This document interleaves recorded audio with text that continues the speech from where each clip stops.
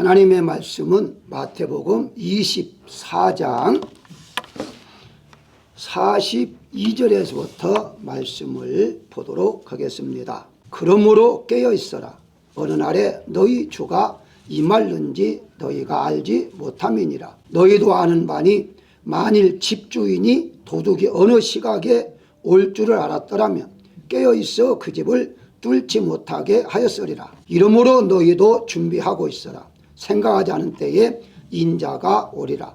충성되고 지혜 있는 종이 되어 주인에게 그 집 사람들을 맡아 때를 따라 양식을 나눠줄 자가 누구냐. 주인이 올 때에 그 종이 이렇게 하는 것을 보면 그 종이 복이 있으리로다. 내가 진실로 너에게 이르노니 주인이 그의 모든 소유를 그에게 맡기리라. 만일 그 악한 종이 마음에 생각하기를 주인이 더디 오리라 하여 동료들을 때리며 술 친구들과 더불어 먹고 마시게 되면 생각하지 않은 날 알지 못하는 시각에 그 종의 주인이 이르러 엄히 때리고 유식하는 자가 받는 벌에 처하리니 거기서 슬피 울며 이를 갈리라. 아멘. 본문 47절에 보면 주인이 모든 소유를 그에게 맡기리니, 또 2절에 보게 되면 이제 고린전서 4장 2절에 보게 되면 맡은 자들에게 구할 것은 충성이라 라고 말을 했습니다. 그런데 잠언서 16장 3절에 보게 되면 너희 행사를 여호와께 맡기라. 그리하면 내가 경영하시 이루리라 라고 말씀하셨고요. 시편 37편 5절에도 내 길을 여호와께 맡기라. 그를 의지하면 그가 이루리라 라고 말씀합니다. 한편에서는요, 하나님께 우리에게 맡겨주셨다 라고 말씀하시고, 한편에서는 하나님께 내가 맡기라 라고 말을 해요. 그렇다면 어떤 말이 옳은가? 어떤 때 하나님만 맡기고 어느 때 하나님이 나에게 맡길 것인가? 우선 성경에 보게 되면요, 하나님께서 우리에게 맡겼다는 단어가 내가 하나님 앞에 맡기라는 단어보다도 훨씬 더 많다는 사실이에요. 그렇다면 결과서는 하나님께 우리에게 맡겨주셨다는 것이 중심이 되어야 하는데, 그것을 정확하게 알려면 오늘 본문에 나온 대로 소유와 맡김의 의미가 무엇인지를 알게 되면 하나님 앞에 맡겼다 혹은 맡았다 하는 의미를 정확하게 알 수가 있을 것입니다. 그런 의미에서 오늘은 소유와 맡김에 대해 은혜를 나누고자 하는데요, 가장 먼저 소유와 맡김이 무엇인가를 알아야 됩니다. 47절에 주인이 그의 모든 소유 그에게 맡기리니, 지금 여기에 소유라는 단어와 맡긴다 하는 단어가 동시에 들어있습니다. 즉 소유와 맡김은 다르다는 것을 볼 수가 있는데요, 그렇다면 소유란 무엇이죠? 소유란 나의 것을 말합니다. 그러면 맡김은 무엇인가? 내 것이 아닌 다른 사람 것이다 하는 것이죠. 내가 살고 있는 집을 돈을 주고 사면 내가 소유권을 가지고 있습니다. 그런데 만약에 돈을 주지 않고 살고 있으면 렌트로 사는 거죠. 빌려서 사는 거다, 이렇게 이제 보시면 되는 것입니다. 성경에서는요, 내가 가지고 있는 모든 것, 내 자신을 포함해서 나의 재물, 가정, 모든 것들이 하나님의 것이다 라고 선언하고 있어요. 그래서 예수님께서 우리에게 말씀하시기를 바로 맡기라 하는 의미를 정확하게 알려주고 계시는데, 예를 든다면요, 우리가 예수님을 믿기 전에는 모든 것이 나의 것이었는데 예수님 믿고 보니까 나의 것이 아니구나, 그래서 하나님의 것입니다 라고 맡기고 살아가느냐, 아니면 원래부터 하나님의 것인데 내가 모르고 있다가 바로 알게 되어서 하나님 앞에 맡긴다 하는 의미가 다르다는 것이죠. 다시 말씀드리면 내 것, 모든 건 내 거다. 그런데 하나님을 믿고 보니까 하나님께 맡기고 사는 것과 원래부터 하나님의 것인데 내가 모르고 살다가 이제 알았기 때문에 하나님 앞에 맡기는 것과는 차이가 있다는 것이죠. 결과서는 무슨 말이냐? 그 말이 아니냐? 이렇게 말하겠지만 사실은 다르다는 것을 우리가 볼 수가 있는데요. 예를 들어 보실까요? 성경에는 원래부터 하나님의 것인데 우리에게 맡겨주셨다라고 말하고 있어요. 그렇다면 하나님께 맡기라는 말씀은 어떤 말인가? 아니 원래 하나님의 것인데 맡겼다는데 왜 또 다시 하나님 앞에 맡기라고 할까 하는 거예요. 한마디로 결론부터 말하자면요, 소유권을 포기하라 하는 것이죠. 무슨 소유권?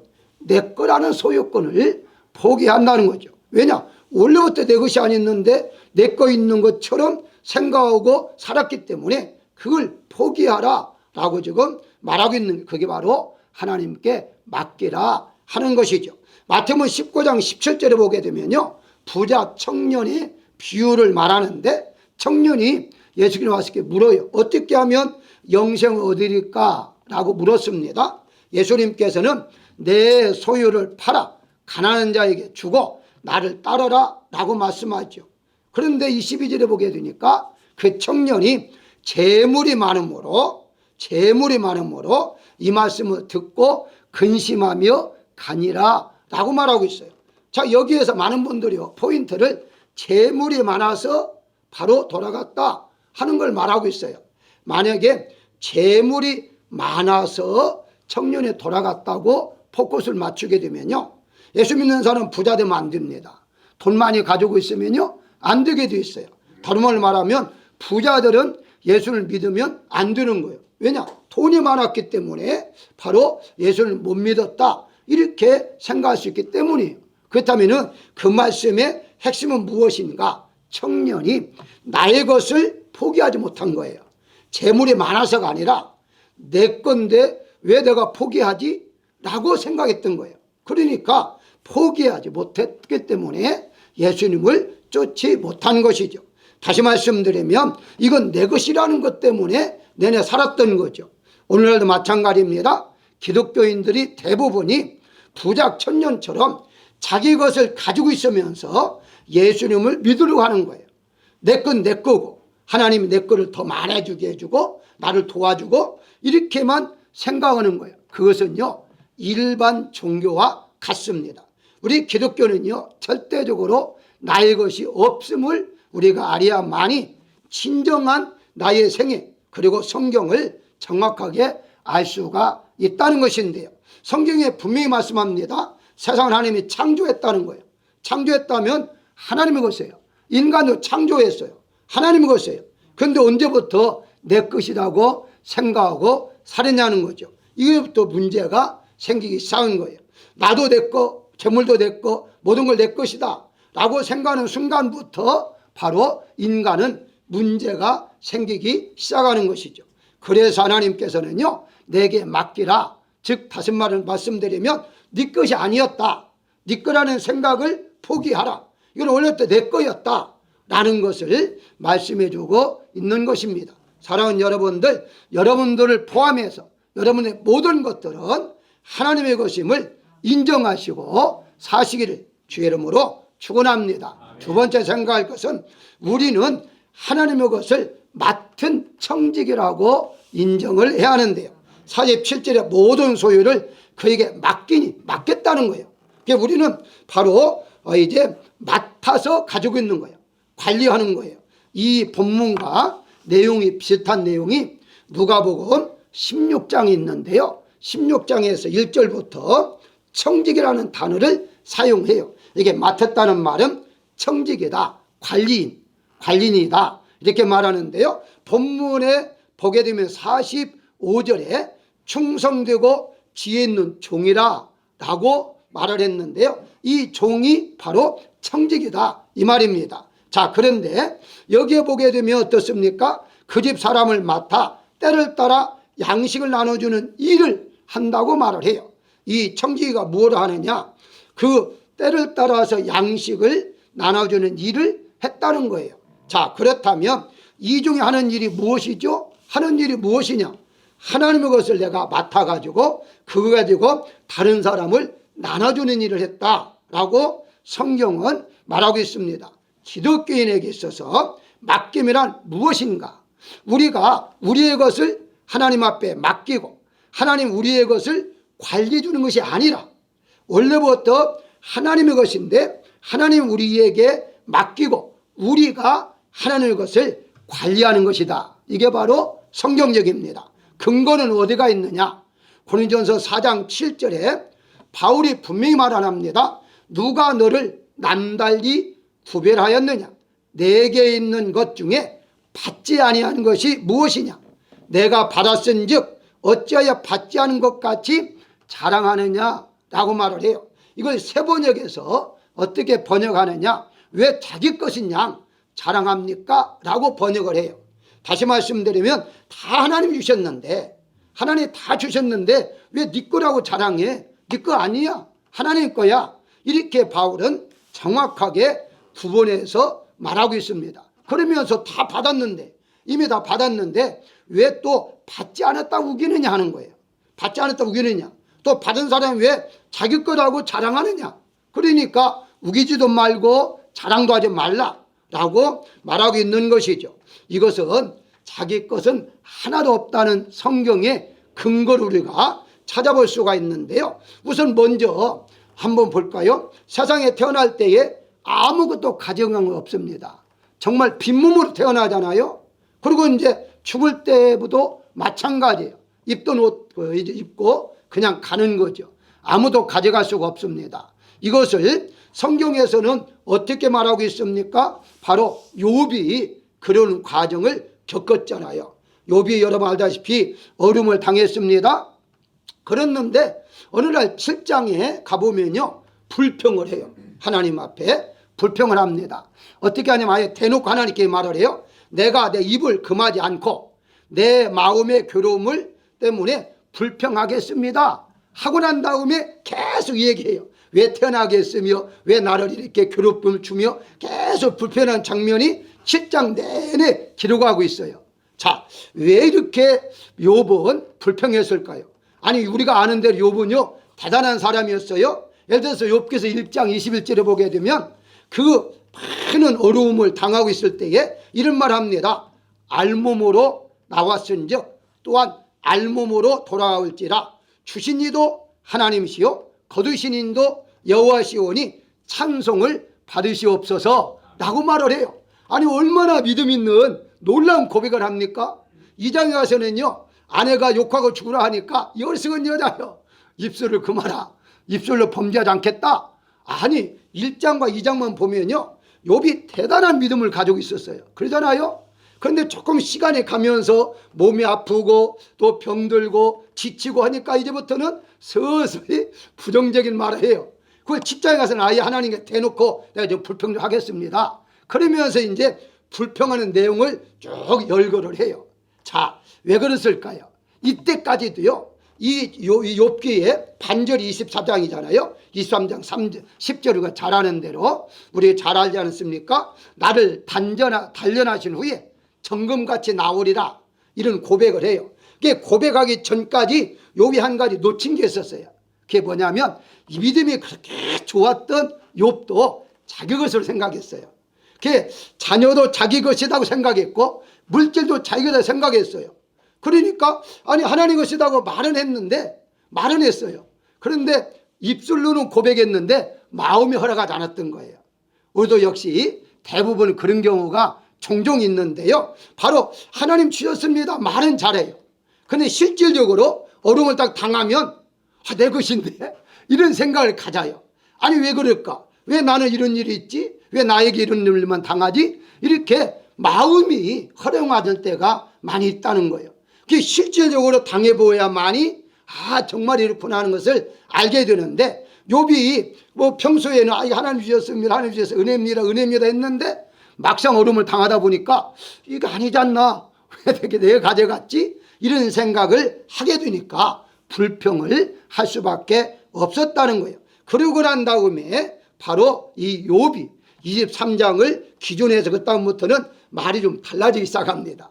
말이 달라지면서 그래 하나님이 다 아시는데 하나님께 가져갈 때에도 무언가 아시기 때문에 가져가지 않았느냐, 이렇게 마음을 비우기 시작합니다. 무슨 말입니까? 우리가 살고 있으면서 이것도 하나님 은혜입니다, 은혜입니다 하지만 막상 어려움을 당할 때에는 그게 쉽게 수용하지 못할 때가 있다는 거예요. 그렇지만 성경에는 분명하게 하나님의 것이지 내 것가 아님을 분명히 말하기 때문에 모든 것들은 나의 것이 아님을 철저히 우리가 인정하고 살아야 한다는 것입니다. 세 번째 생각할 것은 청지기는 맡은 일에 책임을 져야 돼요. 이제 내 거 아니고 그러면 나의 모든 것은 하나님이 나에게 맡겨줬다, 맡겼단 말이 이제 청지기를 삼았다. 그러면 청지하는 일이 무엇이냐? 책임을 져야 하는 거예요.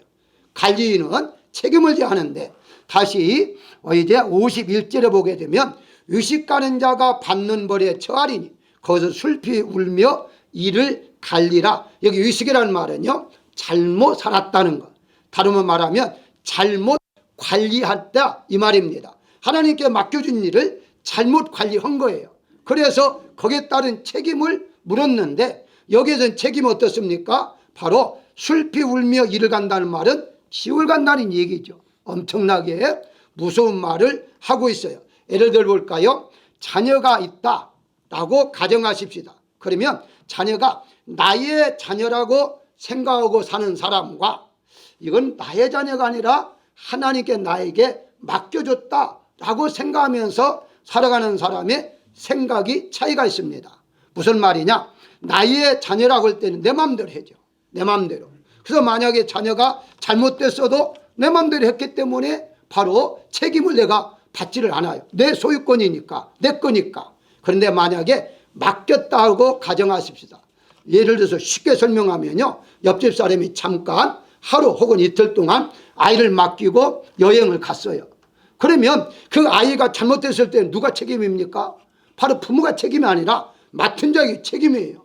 그러니까 이 아이를 어렵게 맡은 사람은요, 최선을 다합니다. 만약에 병들어서, 혹시 예를 들어서 병들어서 큰 문제가 생겼다, 그러면 책임을 누가 집니까? 맡은 사람이 지는 거예요. 그래서 소유와 맡았다는 것은요, 대단한 차이가 있다는 우리가 알아야 한다는 것이죠. 그래서 책임감이 달라진다는 거예요. 내 것과 다른 것. 다시 말씀드리면요, 만약 어떤 차가 있다, 근데 내 건데 가다가 사고 났다, 그러면 뭐 돈 조금 손해나면 돼요. 그런데 만약에 다른 사람을 빌려서 사고 났다, 그러면 그 다 책임을 가지고 다 그걸 배상을 해줘야 됩니다. 그게 책임감이에요. 그래서 다른 것은요, 조심 있게 우리가 다룰 수밖에 없는 것이고 신경 쓰면서 살아갈 수밖에 없다는 거예요. 다시 한번 보실까요? 우리 최초로 돌아가서 하나님께 아담에게 창세기 2장 15절에 보게 되면 에덴 동산을 주시면서 경작하고 지키라 라고 말씀하고 있어요. 가꾸라는 거예요. 관리하라는 거예요. 그런데 한 가지 17절에 보게 되면 선악을 알게 하는 나무 열매는 먹지 말라라고 말씀하고 있어요. 다른 말로 말하면 다른 건 다 맡겼는데 선악과만큼은 맡기지 않았다는 거예요. 그런데 맡기지 않았는데 그 맡기지 않은 거 손을 댔잖아요. 그래서 그 책임을 어떻게 됐습니까? 죽음에까지 이르게 된 거죠. 그 책임, 그 맡기지 않은 것을 손됨으로 말미암아 죽음에 이르게 됐다는 것이죠. 그러면 어디 가야 하느냐? 죽은 다음에 우리는 천국 가는 거죠. 그래서 우리가 이 세상에 오래 살든지 짧게 살든지 천국을 준비하면서 우리가 살아가야 한다는 것인데, 그렇기 때문에 여기에 청지기처럼 우리가 책임을 가지고 살아가야 하는 것인데, 그게 무엇이냐? 하나님이 우리의 자신물도 맡겼다는 거예요. 우리의 가정도 나에게 맡겼고 자녀도 맡겼고 재물도 맡긴 것이지 내 것이 아니다는 거죠. 그래 책임감이 있죠. 그래서 그 중에 한 가지만 여러분들에게 소개하면, 여러분 자신 몸도 하나님이 하나님의 것인데 맡긴 거예요. 절대 여러분 것이 아니에요. 여러분 것 아니기 때문에 여러분 몸을 함부로 다루서는 안 돼요. 내 몸을 내가 가지고 내 입을 가지고 내 입을 말도 못할 이런 게 아니다는 거예요. 하나님 것이기 때문에 분명히 관리하면 살아야 해요. 몸이 아프면 왜 병원 갑니까? 오래 살기 위해서. 맞아요. 그런데 건강하게 살기 위해서 맞는 말이지만 우리 기독교 입장에 볼 때에는요, 하나님 주신 몸이니까 관리를 잘하기 위해서 우리가 치료도 하는 것이고, 왜 우리가 살을 빼야만 됩니까? 왜 건강해야 됩니까? 그것은 보기 좋게 해서가 아니라 하나님 주신 몸이기 때문에 건강을 위해서 우리가 바로 걷기도 하고 음식도 조절하고 그러면서 우리가 살아가는 것은 바로 미용 문제가 아니에요. 다른 사람의 인기를 얻기 위해서가 아니라 바로 하나님 주신 몸이기 때문에 그렇다는 거예요. 그래서 함부로 어떤 음식을 뭐 술이라든가 담배라든가 이런 것도 이제 마시지 않는 것은 왜 그러니까 하나님 주신 몸이니까 내가 관리하기 그래서 어떤 분은 그렇다고 하잖아요. 아니 성경도 없는데 왜 이제 담배하고 술을 이렇게 금하게 하느냐. 성경에 분명히 마태복음에 보게 되면 주초유예 이렇게 말을 했는데 반석을 세우려니 젊은 사람 아직 모를 거예요. 한문을 했으니까. 한문의 번역은 주초유예요. 주초가 뭐냐면 반석이라는 것인데 주초가 그러니까 이 사람은 술주자 초 담배 초자 해가지고 담배와 술을 위에다가 반석을 세우라고 했는데 집을 세우라고 했는데 왜 술과 담배를 금하라고 하느냐. 또 성경 가지고 열심히 하는데 아멘 하는 사람이 있더라고요. 어쨌든 그렇습니다만 그건 성경이 어떻게 말하는 것이 아니라 원초적으로 말하면 하나님의 몸이라는 거예요. 하나님이 피를 주고 사셨잖아요. 우리를 사셨기 때문에 내 몸이 아니에요. 그러면 하나님이 오라 할 때까지는요 건강도 우리가 관리를 잘 하면서 그러면서 살아가야 한다는 거예요. 그래서 바로 우리에게 책임이 주어지는 거예요. 임무. 너는 네 몸부터 시작해서 너의 재물도 모든 걸 잘 관리하면 성경이 뭐라고 했습니까? 관리하는 데도 더 많이 주겠다는 거예요. 그러니까 건강을 관리하면 더 건강해지는 것이고 물질을 잘 관리하면 물질이 많아지는 것이고 관리함에 따라 많아질 수밖에 없는 것은 하나님이 더 주시기 때문인 거예요. 그래서 우리는 청지기가 맡은 일은 어떻게 하느냐? 책임이 있다는 사실을 분명히 알고 잘 관리하는 자 하나님 칭찬하시고 잘 관리 못하면 하나님께서 부정할 수밖에 없는 거예요. 왜 내 거 가지고 네가 마음대로 했어? 라고 말할 수밖에 없기 때문에 우리는 하나님 앞에 섰을 때에 잘했다 칭찬받는 여러분들이 다 되시기를 주의 이름으로 축원합니다. 마지막으로 맡은 일을 잘 감당하려면 책임을 잘 의무를 감당하려면 어떻게 하느냐? 열심을 내야 한다는 거예요. 성경의 열심 아주 중요해요.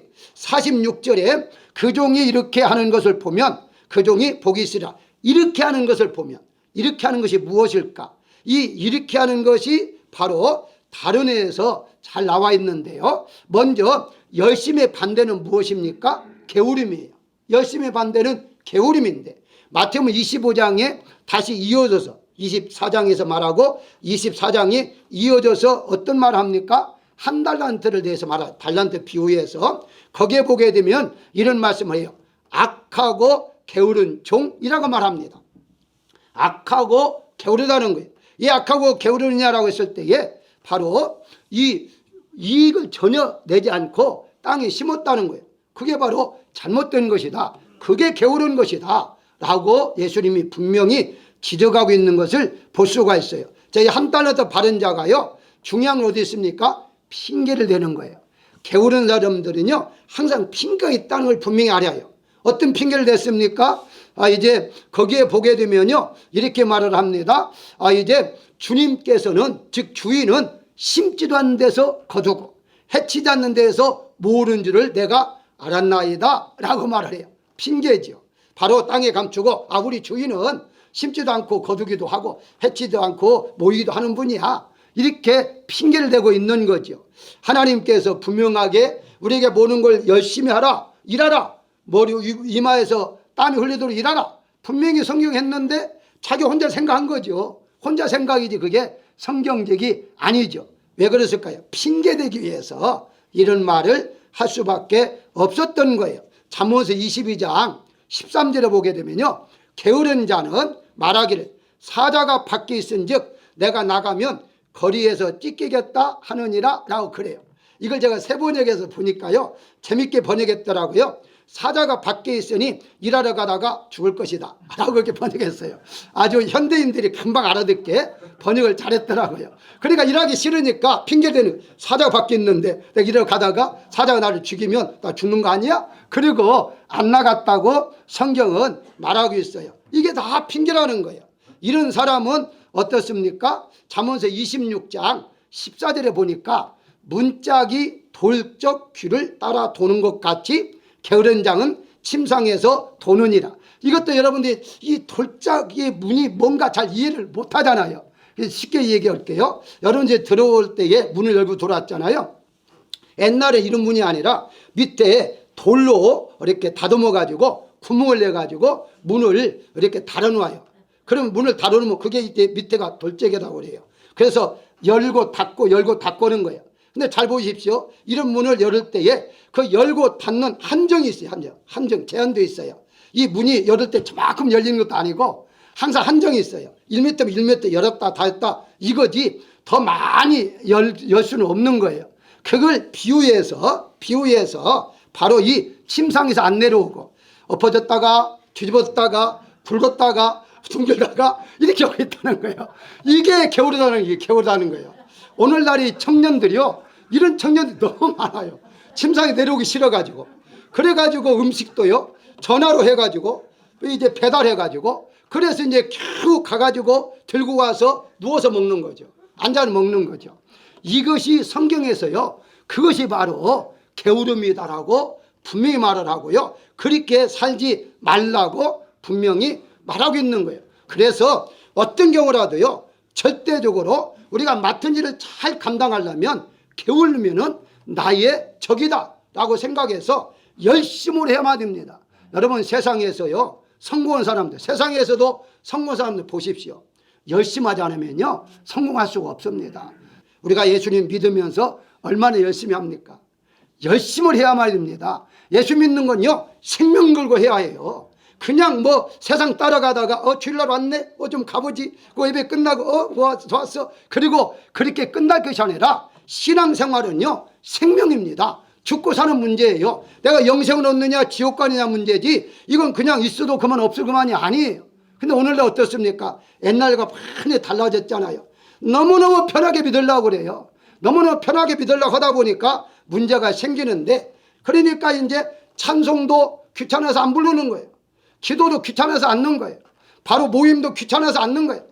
귀찮아. 마음으로 믿으면 됐지. 귀찮아. 속으로 노래 부르면 됐지. 귀찮아. 속으로 다 영으로 기도하는 거야. 입으로 막고 기도하는 거 하나님 받으셔. 다 영으로 하는 거야.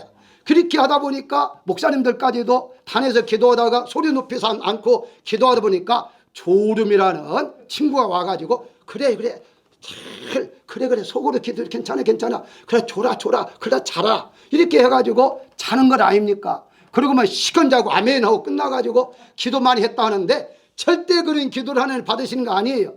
죄송합니다만은 제가 새벽마다 목소리를 높여서 기도하는 이유가 있어요. 안 잘라고 기도하는 거예요. 안 잘라고 소리를 작게 하면요 졸 수밖에 없어요. 피곤하잖아요. 인간이 피곤하잖아요. 사는 자체가 피곤하니까. 그래서 높이 하는 것이고, 어쨌든 잠언서 21장 25절에 보게 되면 게으른 자의 욕망이 자기를 죽이니라고 말을 해요. 그런데 이는 자기의 손으로 일하기를 싫어합니다 라고 말하고 있습니다. 여기 욕망이라는 단어는요 욕구라고 번역을 해야만 돼요. 욕구는 뭐냐? 자기 욕구는 게으른 욕구가 일어나 가지고 일하기 싫어하는 거예요. 그래서 어떻게 하면 편히 먹고 살자 하니까 주식 투자를 하고 뭘 투자하고 그게 잘못됐다는 게 아닙니다. 그것만이 단줄 생각하는 게 잘못된 것이죠. 그런 것들이 건전하죠. 주식 투자할 수가 있고 얼마든지 가능하는데 너무 편하게 살려고 하니까 이게 문제다는 거예요. 그러면 신앙생활도 역시 마찬가지예요. 너무 편하게 예수를 믿으려고 하면 문제가 생기니까 조금 힘들어도 힘든 자체가 하나님 기뻐하시는 일이니까 여러분들은 맡은 일에 열심을 품어 하나님을 섬기는 분들이 되시기를 주의 이름으로 축원합니다. 결론적으로 말씀을 드리면 주목할 단어가 48절입니다. 악한 종으로 소개했어요. 그런데 이 말씀이 똑같은 비슷한 말씀이 누가복음 16장 8절에 나와 있는데요. 거기는 옳지 못한 청지기라고 말을 해요. 옳지 못했다는 거예요. 옳지 못했다. 잘못된 종이다는 거예요. 그러면서 이런 종을 불의한 종이라고 거기서 말을 해요. 불의. 잘못됐다는 거예요. 자, 그런데 이런 자가 보니까 칭찬을 받았어요. 거기에 보면 칭찬을 받습니다. 왜 악한 자가 칭찬을 받느냐라고 그 말씀을 분석해 보니까 주인이 자기에게 맡기고 돌아갔다고 했잖아요. 그런데 이제 돌아올 날이 가까우니까 내가 잘못 사용했는데 어떻게 잘못 사용했으니까 오면 내가 직장을 잃겠다. 내가 꾸중을 받겠다. 책임을 져야 한다. 그렇다면 어떻게 할까? 어차피 주인에 그것을 맡겼으니까 이 빚진 자들에게 채무자들에게 와서 너 100냥 받았으면 80냥을 써라. 50냥을 써라. 그래가지고 탕감해 줬습니다. 주인이 와서 보니까 바로 잘한 거예요. 주인 입장에서는 손해봤잖아요. 그럼에도 불구하고 악한 종에게 잘했다라고 칭찬을 해요. 왜 그랬을까요? 포커스가 딴 게 아닙니다. 이 종이 지금까지는 맡겼는데 자기 것처럼 생각했다가 주인이 올 때 어차피 내 거 아니까 막 나눠주자. 그래가지고 나눠줬다는 거예요. 그래서 주인은 손해를 받았지만 이 사람의 생각이 바꿔졌기 때문에 칭찬한 거예요. 옳다. 원래 네 거가 아니었어. 잘 사용했다. 라고 말하고 있는 것을 볼 수가 있습니다. 그래서 오늘 본문에 주인이 올 때에 종이 이렇게 하는 건 무엇입니까? 내 거가 아닙니다. 다 하나님 것입니다. 이걸 입술로만이 아니라 우리 마음까지도 인정하면서 나 자신부터 시작해서 나의 모든 하나님 것입니다. 그래서 나는 포기합니다. 하나님 앞에 맡깁니다. 하나님께서 함께 주옵소서. 내가 할 일은 열심을 품고 관리만 잘할 것입니다. 그리고 나머지는 하나님이 책임져 주옵소서. 그게 바로 바울이 물 주고 심는 것은 나지만 자라고 열매 맺게 하는 것은 하나님이시기 때문에 하나님이 나에게 주신 것은 나는 최선을 다하는 것이고 결과적으로는 하나님 앞에 맡기고 살아야 할 것입니다. 이번 한 주간 동안도 하나님 은혜 가운데 속에 승리한 한 주간 되시기를 주의 이름으로 축원합니다.